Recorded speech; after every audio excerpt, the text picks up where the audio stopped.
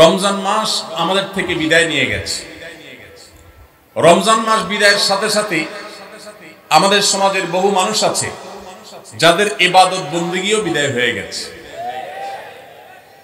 আমরা অনেকে রমজান মাস শেষ হওয়ার পর মাথার টুপিটা খুলে ভাঁজ করে এমন ভাবে রেখে দিয়েছি যেন আবার আগামী বছর রমজান আসলে সেই টুপি খুলে আমরা মাথায় দেব। আমাদের কি শুধু ইবাদত বন্দেগী রমজানেই করা দরকার, না রমজানের পরেও করতে হবে? কতদিন পর্যন্ত আমাদের ইবাদত বন্দেগী নেকামল চলা উচিত এ সম্পর্কে কোরআনে কারিমে আল্লাহ রাব্বুল আলামিন বলেন, ওয়া'বুদ রাব্বাকা হাত্তা ইয়াতিয়াকাল ইয়াকিন। তুমি তোমার রবের ইবাদত করতে থাকো। কতদিন? ঈদুল ফিতরের চাঁদ দেখার আগ পর্যন্ত। কি বলেন?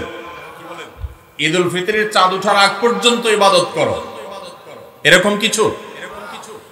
আল্লাহ বলেছেন, ওয়া'বুদ রাব্বাকা হাত্তা ইয়াতিয়াকাল ইয়াকিন। তোমার মৃত্যু আসার আগ পর্যন্ত তোমার রবের ইবাদত তুমি কন্টিনিউ করতে থাকো, নিয়মিত করতে থাকো, ইবাদতের ধারাকে অব্যাহত রাখো। ইবাদত থামাবে না মৃত্যু আসার আগ পর্যন্ত। ইবাদত কতদিন চলবে? মৃত্যু আসার আগ পর্যন্ত। আমরা যারা রমজানের মৌসুমী মুসল্লি হয়েছি, রমজানের পরে আর মসজিদের দিকে আমাদেরকে আসতে দেখা যায় না। আমরা যারা রমজানে দান সাদাকা করেছি, রমজানের পরে আর আমাদের দান সাদাকা করতে দেখা যায় না। আমরা যারা রমজানে কোরআন তেলাওয়াত করেছি, তারাবির নামাজে কোরআন শ্রবণ করেছি, শুনেছি, রমজান চলে যাওয়ার পরে কোরআন আর ছুঁয়ে দেখা, স্পর্শ করার তৌফিক সুযোগ আমাদের যাদের হয় না, প্রিয় ভাইরা আমার, আমাদের জন্য অত্যন্ত ভয়াবহ একটা বার্তা আছে। সে বার্তা কি? আল্লাহ রাব্বুল আলামিন কোরআনে হাকিমে ইরশাদ করেছেন তিনি কার আমল ইবাদত কবুল করেন। আমরা যারা রমজানে প্রত্যেকে যার যার সাধ্য অনুযায়ী কম বেশি ভালো কাজ করার চেষ্টা করেছি, রমজানে রোজা রেখেছি, তারাবির নামাজ পড়েছি, কোরআন তেলাওয়াত করেছি, কোরআন তেলাওয়াত শুনেছি, দান সাদাকা করেছি, তাসবিহ তাহলিল করেছি, দোয়া করেছি, রোজাদারি করার চেষ্টা করেছি, যতটুকু তৌফিক হয়েছে ভালো কাজ করার চেষ্টা করেছি। রমজান মাসে যে সমস্ত ভালো কাজ, যে সমস্ত নেকামল আমরা করেছি, এর কোনটা আল্লাহর কাছে কবুল হয়েছে আর কোনটা হয়নি এটা বোঝার বা এটা নিশ্চিতভাবে জানার কোনো উপায় বা সিস্টেম কি আছে? নাই। কিন্তু কোরআনে কারীমের একটি আয়াত থেকে আমরা ধারণা নিতে পারি কাদের আমল ইবাদত আল্লাহর কাছে কবুল হয়েছে। আল্লাহ রাব্বুল আলামিন ইরশাদ করেছেন, ইন্নামা ইয়াতাকাব্বালুল্লাহু মিনাল মুত্তাকিন। আল্লাহ রাব্বুল আলামিন মুত্তাকিদের, আল্লাহ ভীরুদের, যাদের মধ্যে আল্লাহ ভীরুতা অর্জন হয়েছে, যাদের মধ্যে আল্লাহর ভয়ের চেতনা জাগ্রত হয়েছে, সেই চেতনা থেকে যারা আল্লাহর আদেশ নিষেধ অনুযায়ী নিজেকে পরিচালিত করে, তাকওয়া চর্চা করে, মুত্তাকিদের কাতারে যারা নিজেদেরকে শামিল করতে পারে, আল্লাহ রাব্বুল আলামিন বলেছেন আল্লাহ তাআলা তাদেরটাই কবুল করেন। অতএব যদি রমজানের পরেও আপনার মসজিদের আনাগোনা, মসজিদের আসা যাওয়া বলবৎ থাকে, অব্যাহত থাকে, রমজানের পরেও যদি আপনার কোরআন খুলে তেলাওয়াত করার সুযোগ সৌভাগ্য অর্জন হয়, রমজানের পরেও যদি আপনার মাঝে মধ্যে হলেও আল্লাহর কাছে দুহাত তুলে দোয়া করবার তৌফিক হয়, সুযোগ হয়, সামর্থ্য হয়, রমজানে অনেক বেশি দান সাদাকা করেছেন, রমজানের পরে এত বেশি পারেন না, অল্প হলেও দান সাদাকা করার চেষ্টা করেন, তাহলে আপনি আল্লাহর কাছে নিজেকে সেই সৌভাগ্যবান মানুষদের কাতারে শামিল বলে সুধারণা করতে পারেন যাদের রমজানের আমল ইবাদত আল্লাহ তাআলা কবুল করেছেন। আলহামদুলিল্লাহ। প্রিয় ভাইরা, আমাদের আমল ইবাদত কবুল হয়েছে কিনা এটা বুঝার সবচেয়ে বড় মাধ্যম হলো এটি। রমজানের পরেও যদি আমি রমজানের আমল ইবাদতের ধারাকে ধরে রাখতে পারি, অব্যাহত রাখতে পারি, সে আমলগুলো পরিমাণে, ভলিউমে সেরকম করতে না পারলেও অল্প অল্প করে হলেও যদি রমজানের পরে সেগুলোকে আমরা ধরে রাখতে পারি, এখনো মসজিদে যাওয়া আসা থাকে, কোরআনের সাথে সম্পর্ক থাকে, অন্যান্য নেকামলগুলো যদি অল্প অল্প করেও করতে পারি, তাহলে এর মানে হলো এটা আলামত আল্লাহ তাআলা আমার রমজানের ইবাদত কবুল করেছেন, আমাকে মুত্তাকিদের কাতারে শামিল করেছেন, রমজানের পরে এখন গুনাহ করতে গিয়ে বুকটা কাঁপে। আল্লাহ দেখেন, যে আল্লাহর ভয়ে রমজানে হারাম থেকে বেঁচে থাকার চেষ্টা করেছি, সে আল্লাহর ভয় এখনো বেঁচে থাকার চেষ্টা করি। হয়তো ততটা পারি না, কিন্তু চেষ্টাটা করি। এটুকু যদি করতে পারি তাহলে এটা একটা আলামত, এটা একটা ইন্ডিকেটর যে আল্লাহ তাআলা আমাদের রমজানের আমল ইবাদত কবুল করেছেন। আল্লাহ আমাদের সবাইকে সেরকম সৌভাগ্যবান মানুষের কাতারে শামিল হওয়ার তৌফিক দান করুন। সম্মানিত ভাইরা, নবী করিম সাল্লাল্লাহু আলাইহি সাল্লাম বলেছেন, আহাব্বুল আমালি ইলাল্লাহি আদওয়ামুহা ওয়া ইন কাল। আল্লাহর কাছে সবচেয়ে প্রিয় আমল, আল্লাহর কাছে সবচেয়ে পছন্দনীয় কাজ, সবচেয়ে আল্লাহর ভালোবাসার কাজ বান্দার, সেই কাজ, যেই ভালো কাজ, যেই ইবাদত, যে আমল বান্দা নিয়মিত করে, পরিমাণে সেটা অল্প হলেও হোক, পরিমাণে অল্প কিন্তু করে নিয়মিত, আল্লাহর কাছে আমলটা বেশি প্রিয় সেই আমলের তুলনায় যে আমল একসাথে অনেক করা হয় কিন্তু পরে আর করার কোনো খবর নেই। কেউ রমজানে কোরআনে কারীম 2 খতম দিয়েছেন, মাশাআল্লাহ, কেউ 3 খতম দিয়েছেন, কিন্তু রমজানের পরে কোরআনে কারীম 3 খতম, 2 খতম, 1 খতম দেয়া তো দূরের কথা, পরবর্তী রমজান পর্যন্ত আর কোরআনটা ছুঁয়ে দেখা হয় না, খুলে পড়া হয় না, তেলাওয়াত করা হয় না, 1 পৃষ্ঠা পড়ার সুযোগ হয় না। তাহলে এই 3 খতম 2 খতমের চাইতে রমজানে কেউ যদি 1 খতম কোরআন দেন, অথবা তার চেয়ে কমও কোরআন তেলাওয়াত করেন, কিন্তু রমজানের পরে সেই কোরআন দিনে হয়তো 2-5 পারা পড়তে পারেন না, কিন্তু 1 পৃষ্ঠা হইলেও পড়েন, 2 পৃষ্ঠা হইলেও পড়েন, তার দৈনন্দিন রুটিনের মধ্যে কোরআন তেলাওয়াত থাকেই থাকে।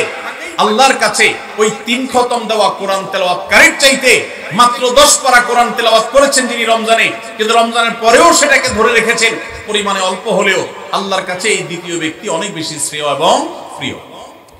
প্রিয় ভাইরা আমার, রমজানে আপনি অনেক দান দক্ষিণা করলেন, রমজানের পরে আর খবর নাই, আল্লাহর কাছে এটার চাইতে বেশি প্রিয় রমজানে তৌফিক অনুযায়ী দান সাদাকা করেছেন, রমজানের পরেও আপনি দান সাদাকা অল্প অল্প হলেও ধরে রাখার চেষ্টা করেছেন। আল্লাহ আমাদের সবাইকে রমজানে যে সমস্ত নেকামলগুলো আমরা করতে পেরেছি, রমজান শেষ হওয়ার সাথে সাথে সেগুলো বন্ধ না করে বরং সেই আমলের ধারাবাহিকতাকে আল্লাহ আমাদেরকে ধরে রাখার তৌফিক দান করুন। ভাইরা আমার, আমরা কি রমজান মাসকে পুজো করেছি নাকি আল্লাহর ইবাদত করেছি? ইবাদত কি আল্লাহকে করেছেন না রমজান মাসকে করেছেন? আল্লাহকে করেছেন। যদি রমজান মাসকে কেউ ইবাদত করে, রমজান মাসকে যদি কেউ পুজো করে, তাহলে তার এখন আর ইবাদত করার দরকার নাই, কারণ রমজান শেষ হয়ে গেছে। আর যদি কেউ ইবাদত করে আল্লাহকে, তাহলে যে আল্লাহ রমজানে ইবাদতের নির্দেশ দিয়েছেন, সে আল্লাহর নির্দেশ রমজানের পরও ইবাদতের জন্য আছে না নাই? আল্লাহ বলেছেন, ওয়াবুদ রাব্বাকা হাত্তা ইয়াতিয়াকাল ইয়াকিন। তোমার রবের ইবাদত শুধু রমজানে নয়, রমজান ইবাদতের মৌসুম হিসাবে ইবাদত বেশি হতে পারে, কিন্তু রমজানের ইবাদতের ধারা মৃত্যু আসার আগ পর্যন্ত তোমাকে ধরে রাখতে হবে, তবেই আল্লাহর কাছে সাকসেস হওয়া যাবে, তবেই আল্লাহর কাছে সফল হওয়া যাবে, সার্থক হওয়া যাবে। আমাদের এই জীবন সাধনা, আমাদের তাকওয়ার সাধনা, আমাদের সিয়াম সাধনা, আমাদের রমজানের ইবাদত বন্দেগী আল্লাহর কাছে কবুল হবে। আল্লাহ আমাদের সবাইকে রমজানের আমলগুলোকে রমজানের পরেও পরিমাণে অল্প অল্প হলেও ধরে রাখার তৌফিক দান করুন। সবাই চেষ্টা করব তো ইনশাআল্লাহ। প্রিয় ভাইরা আমার, রমজানের যদি অন্য কোনো কিছু আপনি রমজান পরবর্তী সময়ে ধরে রাখতে নাও পারেন, আমি 4টি বিষয়ের কথা বলবো যেগুলো রমজানে হয়তো কম বেশি আপনি করেছেন আল্লাহর তৌফিকে। সেই 4টি আমলকে আপনি যদি রমজানের পরেও ধরে রাখতে পারেন, আমি আল্লাহর কাছে বিশ্বাস করি, আল্লাহর কাছে আমার সুধারণা যে আল্লাহ তাআলা আপনার রমজানকে সাকসেস করেছেন, আল্লাহ আপনার রমজানকে কবুল করেছেন, কারণ আপনাকে আল্লাহ আবারও ইবাদতের তৌফিক দিয়েছেন। আর সেই 4টি কাজের প্রথম কাজ হলো, আমরা অনেকেই আলহামদুলিল্লাহ সারা বছর নামাজ নিয়ে অবহেলা কম বেশি করলেও রমজান মাসের সম্মানে, তাকওয়ার মাস হিসাবে, কোরআন নাজিলের মাস হিসাবে, শ্রেষ্ঠ মাস হিসাবে, ইবাদতের মৌসুম হিসাবে রমজানে অনেকেই পুরুষরা 5 ওয়াক্ত নামাজ মসজিদে গিয়ে পড়ার চেষ্টাটা করেছে। মা বোনরা ওয়াক্ত হওয়ার পর দেরি না করে তারা নিজ নিজ অবস্থানে নামাজটা আদায় করার চেষ্টা করেছে। রমজানের পরে এই 5 ওয়াক্ত নামাজ যেটা রমজান মাসে আপনি সঠিকভাবে করেছেন, এই নামাজটা যদি আপনি ধরে রাখেন, পাঁচ ওয়াক্ত নামাজ কি শুধু রমজানের ইবাদত না রমজানের পরেরও ইবাদত? কি বলেন? পাঁচ ওয়াক্ত নামাজ কি শুধু রমজানের ইবাদত? রমজানের পরেরও ইবাদত, পালনীয়। অতএব পাঁচ ওয়াক্ত নামাজ যদি আপনি রমজানের পরে ধরে রাখতে পারেন, আপনার জান জীবন যেতে পারে, অনেক লস হয়ে যেতে পারে, কিন্তু ওয়াক্ত চলে যাবে আর আপনি নামাজ পড়বেন না। ইমানদারের দ্বারা এটা কল্পনা করা যায় না। কোন মুসলমানের জন্য এটা কল্পনা করা যায় না যে তিনি নামাজের ওয়াক্ত চলে যাবেন আর অবলীলায় তিনি অন্য কোনো কাজে ব্যস্ত থাকবেন। অসম্ভব।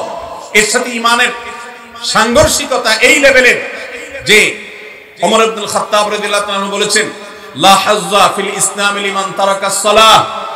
যে ব্যক্তি ইচ্ছাকৃতভাবে নামাজ ছেড়ে দেয়, নামাজ ত্যাগ করে, অন্য কাজে মগ্ন থাকে, ওয়াক্ত চলে যায়, ইসলামে তার কোনো হিস্সা নাই, কোনো অংশ নাই, কোনো ভাগ নাই। সে নিজেকে মুসলিম দাবি করবার কোনো নৈতিক অধিকার নাই যে নামাজ ইচ্ছাকৃত পড়ে না, ত্যাগ করে। রমজান মাসে পাঁচ ওয়াক্ত নামাজটা যদি আপনি সারা বছর ধরতে পারেন, এটাকে যদি আঁকড়ে ধরতে পারেন এবং ধরে রাখতে পারেন, তাহলে আপনি একটি আমলে সাকসেস। নাম্বার 2, রমজান মাসে আমরা অনেকেই আল্লাহর দেয়া তৌফিকে গুনাহ এবং পাপাচারের কাছ থেকে বেঁচে থাকার চেষ্টা করেছি। চোখের জিনা, কানের গুনাহ, হাত দ্বারা কৃত অপরাধ, নানাবিধ অপরাধ থেকে আমরা বেঁচে থাকার চেষ্টা করেছি। আল্লাহ তৌফিক দিয়েছেন। কেন? কারণ রমজান মাস তাকওয়ার মাস, গুনাহ ছাড়ার মাস, সেজন্য আমরা গুনাহ ছাড়ার চেষ্টা করেছি। এই যে রমজান মাসে আমরা পাপাচারের কাজ বর্জন করে থাকার চেষ্টা করেছি, রমজানের পরেও যদি এই চেষ্টাটাকে অব্যাহত রাখতে পারি, এটা যদি আমরা ধরে রাখতে পারি, ইনশাআল্লাহ আমার রমজান সাধনা সার্থক হয়েছে, আমার রমজান ইবাদত কবুল হয়েছে আল্লাহর কাছে।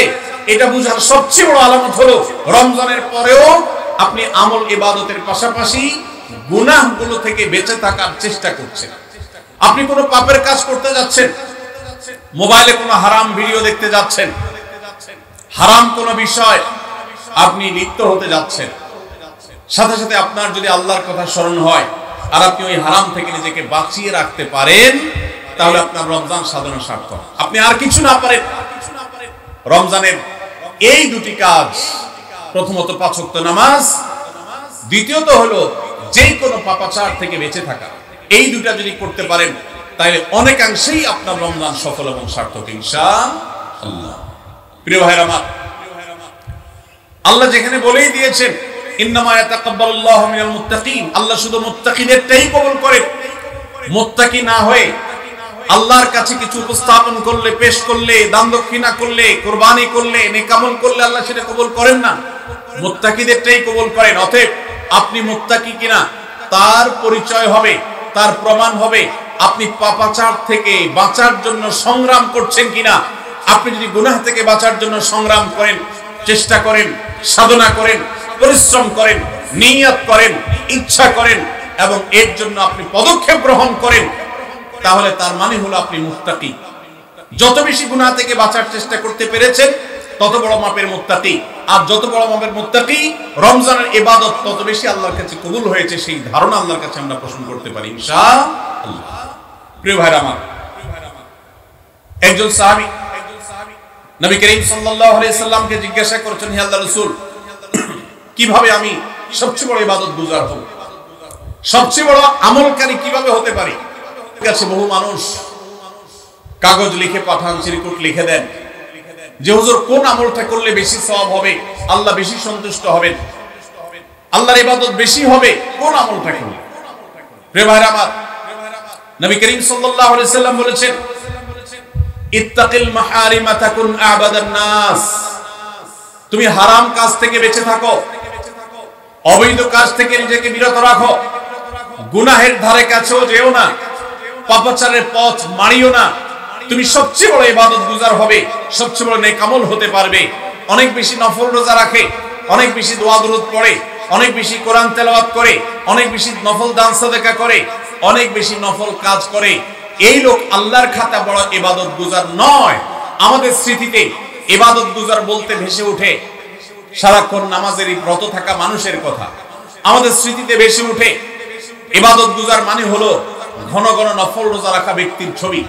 আমাদের স্মৃতিতে ইবাদত গুজার বলতে ভেসে ওঠে যে ব্যক্তি অনেক বেশি নফল আমল জিকির আজকার ইত্যাদিতে মাশগুল থাকে, অথচ নবীজি বলছেন ইত্তাকিল মাহারিমা তাকুন আবাদান নাস, তুমি হারাম কাজ থেকে বেঁচে থাকো, সবচেয়ে বড় ইবাদতগুজার হতে পারবে, সবচেয়ে বড় নেক আমল হতে পারবে যদি তুমি হারাম কাজ থেকে বেঁচে থাকতে পারো। ভাইরা আমার, আপনি যদি আপনার এই দুই ঠোঁট দিয়ে কোনো কটু কথা, অশ্লীল কথা, গালিগালাজ এটা আপনার মুখ দিয়ে যদি বের না হয়, রমজানের আগে হতো, রমজান মাসে আপনি তওবা করেছেন, রমজানের পরেও এই সংগ্রামে আপনি জিতে আছেন, টিকে আছেন, আপনার মুখ দিয়ে কোনো অন্যায় হয় না, তার মানে হলো আপনি মুত্তাকিদের কাতারে শামিল হতে পেরেছেন, আপনি গুনাহ থেকে বাঁচতে পেরেছেন। আপনার আমল দেখা যায় না, কিন্তু এই যে গুনাহ থেকে বাঁচার সংগ্রামে আপনি জিতে গেছেন, আপনি নিজেকে বাঁচিয়ে রাখতে পেরেছেন, এটাই হলো আপনার সফলতা, এটাই হলো আপনার সার্থকতা। আজকাল নফল রোজা, নফল নামাজ, নফল দোয়া দুরূদ, নফল জিকির আজকার, নফল দান সাদকা করা মুসলমানের সংখ্যা কম নয় সমাজে। যেই মুসলমানের অভাব সেটা হলো গুনাহমুক্ত জীবন গঠন করা মুসলমানের অভাব, মুত্তাকি মানুষের অভাব, গুনাহমুক্ত মানুষের অভাব। গুনাহমুক্ত মানুষ পাওয়া যায়। ভাইরা আমার, আমাদের চেষ্টা করতে হবে আমার হাত এবং মুখ দ্বারা কারো অধিকার খর্ব হবে না, কারোর কষ্ট হবে না। মুসলমান তো বটে, অমুসলমানকেও কোনো কষ্ট আমি দেব না, কারোর অধিকার নষ্ট হবে না, সম্পদে কারো হক আমি নষ্ট করব না। আমি ওয়াজ মাহফিল শুনলাম, দিন কি দিন শুনলাম, ঘন্টাকে ঘন্টা শুনলাম, শুনতে শুনতে আমি কেঁদে দিলাম। 2 পয়সার কোনো ভ্যালু নাই যদি আমি দোকানদারি করতে গিয়ে কাস্টমারের সাথে 2 নাম্বারই করি, কাস্টমার হয়ে দোকানদারের সাথে 2 নাম্বারই করি, জমির আইল ঠেলাঠেলি করি, আরেকজনের ফসল আমি নিজে তুলে নিয়ে আসি, অন্যায়ভাবে কারোর হক নষ্ট করি, কথা দিয়ে কাউকে কষ্ট দেই, আচরণ দিয়ে কাউকে কষ্ট দেই, কারোর কোনো অধিকার নষ্ট করি, কারোর গীবত শিকায়েত করি, কারোর পেছনে তার সমালোচনা করি, কাউকে নিয়ে ব্যঙ্গ বিদ্রুপ করি, কাউকে আমরা ব্যঙ্গ নামে ডাকি, ফেসবুকে, সোশ্যাল মিডিয়াতে অথবা অফলাইনে অনলাইনে যে কোনো সেক্টরে, যে কোনো জায়গাতে, যে কোনো প্ল্যাটফর্মে এ ধরনের গুনাহের কাজে যদি আপনি লিপ্ত থাকেন, তো আপনার এই শত শত মাহফিল, হাজারো মাহফিল শোনা, মাহফিলে আসা, এটার কোনো মানে হতে পারে না। আল্লাহ আমাদের সবাইকে রমজান মাসে গুনাহ থেকে বাঁচার যে চেষ্টাটুকু আমরা করতাম রমজানের পরেও সেটাকে আমাদের ধরে রাখার তৌফিক দান করুন। রমজানের পরে গুনাহ থেকে বাঁচার চেষ্টা করব তো ইনশাআল্লাহ। অনেক ভাইরা আছেন অনেক হারাম কাজ করেন নাই, কেন? রমজান মাস, কিন্তু এখন আবার সেটা শুরু করে দিয়েছে। এর মানে হলো আপনার রমজানের ইবাদত কবুল হওয়ার সম্ভাবনা ক্ষীণ, নিশ্চিত তো বলা যাবে না, তবে প্রবল সুধারণা করা যায়, সম্ভাবনা অনেক প্রবল যদি আপনার সেই রমজানের আমলগুলোকে আপনি এখন ধরে রাখতে পারেন। অন্য সব না পারেন, অন্তত আমি 4টা আমলের কথা বলেছি, 5 ওয়াক্ত নামাজ আর সকল প্রকার গুনাহ এটা থেকে বিরত থাকা, আর 3 নম্বর হলো কোরআনে কারীমের তেলাওয়াত। অনেকে আমরা আলহামদুলিল্লাহ কোরআন তেলাওয়াত করেছি রমজানে, কারণ রমজান মাস কোরআন নাজিলের মাস।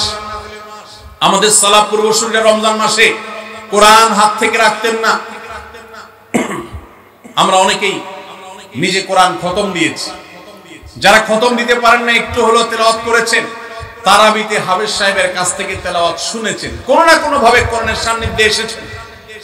দুর্ভাগ্যজনক বাস্তবতা, রমজান চলে যাওয়ার সাথে সাথে আমাদের কোরআনের সাথে সম্পর্ক শেষ হয়ে গেছে, ঠিক না বেঠিক?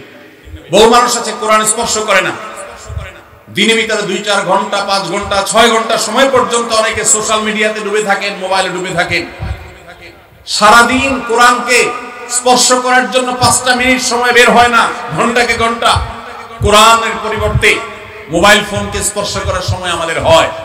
মনে রাখবেন, আপনার রমজানের আমল ইবাদত সার্থক হবে, সফল হবে, কবুল হওয়ার সম্ভাবনা জোরালো হবে যদি রমজানে যে কোরআন আপনি প্রতিদিন 2-4 পারা তেলাওয়াত করেছেন, এখন 2-4 পারা না পারেন 2-4 পৃষ্ঠা হলেও পড়েন, কিন্তু আপনার দিনের একটা সময় অবশ্যই বরাদ্দ থাকা উচিত কোরআনের জন্য। আজ মুসলিম জাতির যে দুরবস্থা আমরা দেখতে পাচ্ছি, পৃথিবীর পূর্ব থেকে পশ্চিম, উত্তর থেকে দক্ষিণ, চতুর্পাশে আমরা যে হাহাকার দেখতে পাচ্ছি, লাঞ্ছনা দেখতে পাচ্ছি, অপমান দেখতে পাচ্ছি, পরাজয়ের গ্লানি দেখতে পাচ্ছি, মুসলমানদের দুরবস্থা অন্যতম প্রধান কারণ হলো আজ মুসলমান কোরআন থেকে দূরে সরে গেছে। নবী করিম সাল্লাল্লাহু আলাইহি সাল্লাম বলেছেন, ইন্নাল্লাহা ইয়ারফাউ বিহাদাল কিতাবি আকওয়ামা ওয়া ইয়াদাউ বিহি আখারিন। আল্লাহ রাব্বুল আলামিন এই কোরআনের মাধ্যমে বহু জাতির মর্যাদাকে আকাশে তুলবেন, আবার এই কোরআনের প্রতি অবহেলার কারণে, অবজ্ঞার কারণে, কোরআনকে ছেড়ে দেওয়ার কারণে, কোরআন থেকে দূরে থাকার কারণে, কোরআনকে পরিহার করবার কারণে বহু জাতিকে আল্লাহ তাআলা অপমানিত করবেন, অপদস্থ করবেন, তাদেরকে আকাশ থেকে পাতালে নামিয়ে ছাড়বেন। সেই দুর্ভাগ্যজনক বাস্তবতা আজ আমরা প্রত্যক্ষ করছি। মুসলমানের ঘরে কোরআন পড়ার কোনো অভ্যাস নেই, কোরআনের চর্চা নেই, কোরআনের আলোচনা নেই, কোরআনের আলোকে জীবন গড়বার কোনো পরিকল্পনা আমাদের মধ্যে নেই। এজন্য ভাইরা, রমজান মাসে যে কোরআনের সান্নিধ্যে আমরা ছিলাম, রমজানের পরে অল্প অল্প করে হোক প্রতিদিন আপনি কোরআন তেলাওয়ার চেষ্টা করেন। 1 পৃষ্ঠা 2 পৃষ্ঠা হলে তেলাওয়াত করার চেষ্টা করেন, অর্থ সহ বুঝে পড়ার চেষ্টা করেন। এটা যদি করতে পারেন আপনার রমজান সাধনা সার্থক ইনশাআল্লাহ। চেষ্টা করব তো কোরআন তেলাওয়াত করার। আল্লাহ রাব্বুল আলামিন এই কোরআনকে এমন এক গাইড বুক করেছে। কোরআনের সবচেয়ে বড় মিরাকল হলো কোরআনকে যে যত বেশি আঁকড়ে ধরতে পারবে দুনিয়াতে আল্লাহ তাআলা তাকে তত বেশি সম্মানিত করবেন।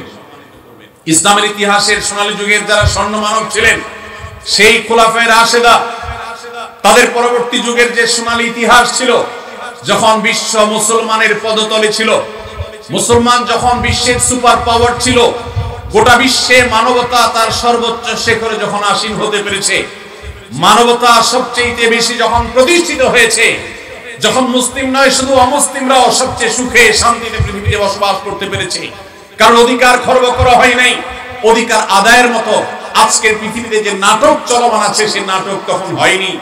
সেই সোনালী অতীত মুসলমানদের যে ছিল, তখনকার মুসলমানরা কোরআনকে তারা আঁকড়ে ধরেছিল, কোরআনকে তারা মাথায় রেখেছিল, কোরআনকে তারা জীবনে ধারণ করেছিল, কোরআনকে তারা সবসময় স্মরণ করেছে, বরণ করেছে, গ্রহণ করেছে, কোরআন দিয়ে নিজের জীবনকে সাজিয়েছে, তার সুফল তারা পেয়েছে। আজ কোরআন আমাদের কাছে অবহেলিত, কোরআন আমাদের কাছে আজ সবচেয়ে বেশি পরিত্যক্ত। যেই গ্রন্থ বছরে আমরা রমজান মাস ছাড়া অনেকে উল্টায় দেখি না, পাঠ করি না। মোবাইলে আমার বহু অ্যাপ আছে, সাথে কোরআনের অ্যাপও আছে।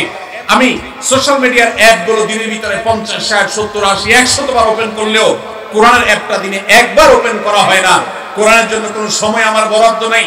আমাদের বাসা বাড়িতে অনেক কিছু চলে, কোরআন তেলাওয়াত চলে না। বহু কিছু নিয়ে আড্ডা হয়, কোরআন নিয়ে পাঠচক্র হয় না, গ্রুপ ডিসকাশন হয় না, আলোচনা পর্যালোচনা হয় না। এরকম পরিবার আজ ঘরে ঘরে, প্রত্যেকটা জায়গায় জায়গায়। আর এই কারণে আজ আমাদের দুরবস্থা আমরা দেখতে পাচ্ছি পৃথিবীর চতুর্প্রান্তে রয়েছে। আল্লাহ তাআলা আমাদের সবাইকে কোরআনকে সারা জীবনের জন্য আমাদের সাথী করার তৌফিক দান করুন। কোরআন নিয়মিত পড়বেন তো ইনশাআল্লাহ, প্রতিদিন পড়বেন তো ইনশাআল্লাহ।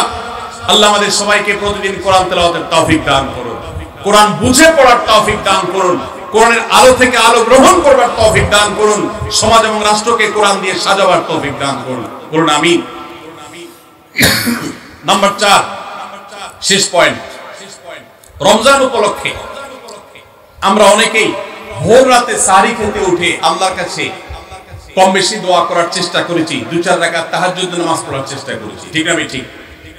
ইফতার সামনে নিয়ে অনেকে দোয়া করেছেন। রমজান মাসে রোজাদারের দোয়া কবুল হয় দিনের বেলা, অনেকে দোয়া করেছেন। রমজান শেষ, তাহাজ্জুদ পড়া তো ভোর রাতে উঠে দূরের কথা, অনেকের ফজর নামাজ পড়াটাই কঠিন হয়ে গেছে, ঠিক না ঠিক? আজ রমজানের পরে রমজানের সেই আমলের ধারাবাহিকতা, অর্থাৎ ভোর রাতে তাহাজ্জুদের নামাজ পড়ার যদি কেউ অভ্যাস ধরে রাখতে পারেন, এটা হবে সবচেয়ে বড় অর্জন। এটা যদি না পারেন, অন্তত ফজরের নামাজ, 5 ওয়াক্ত নামাজ তো পড়বেনই, ফজর নামাজ স্পেশালি জামাত যাতে কোনোভাবে মিস না হয়। আর দিন এবং রাত 24 ঘন্টার কোন একটা সময় আল্লাহর কাছে দুহাত তুলে দোয়া করার অভ্যাস গড়ে তুলবেন, চেষ্টা করবেন তো ইনশাআল্লাহ। কয়েকটা সময়ের দোয়া আল্লাহর কাছে করলে সেটা বিফলে যায় না। এর ভিতরে একটা হলো ভোর রাতের দোয়া, আরেকটা হলো 5 ওয়াক্ত নামাজের পরের দোয়া, আরেকটা দোয়া কবুলের সময় আছে শুক্রবারে। কোন সময় হাদিসে এটা ফিক্স করা হয়নি, তবে হাদিস বিশ্লেষকগণ অনেকেই বলেছেন সেই সময়টা হলো জুমার দিন আসরের পরের সময়।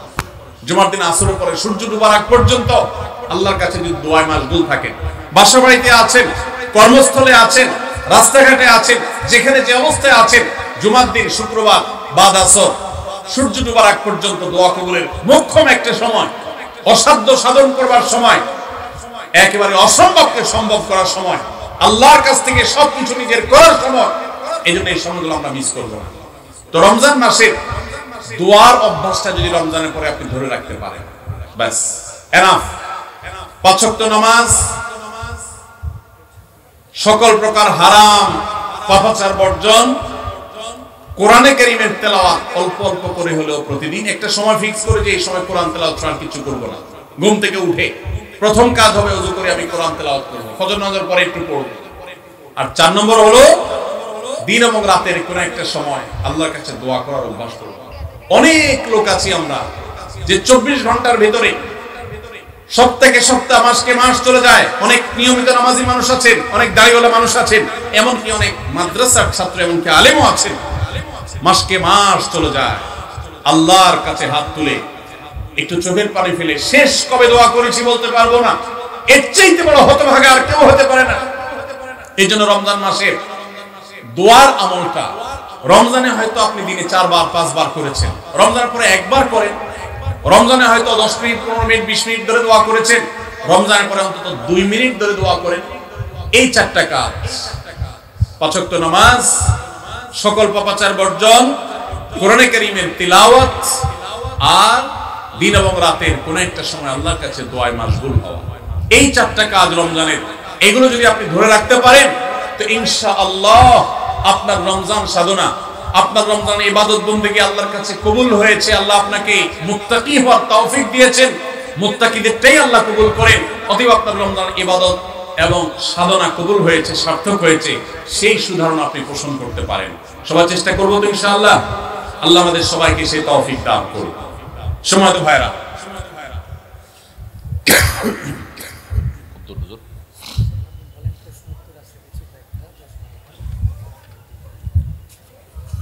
জি ভাই, রমজান মাসের আমল এবং ইবাদত আবার রমজান আসবে, সেজন্য তোলা না রেখে এখনো, অর্থাৎ রমজান পরবর্তী সময় আমরা করার চেষ্টা করবো ইনশাআল্লাহ। এটাই হলো পুরো আলোচনার সামারি। সবাই চেষ্টা করবো তো ইনশাআল্লাহ। আল্লাহ আমাদের সবাইকে তৌফিক দান করুন।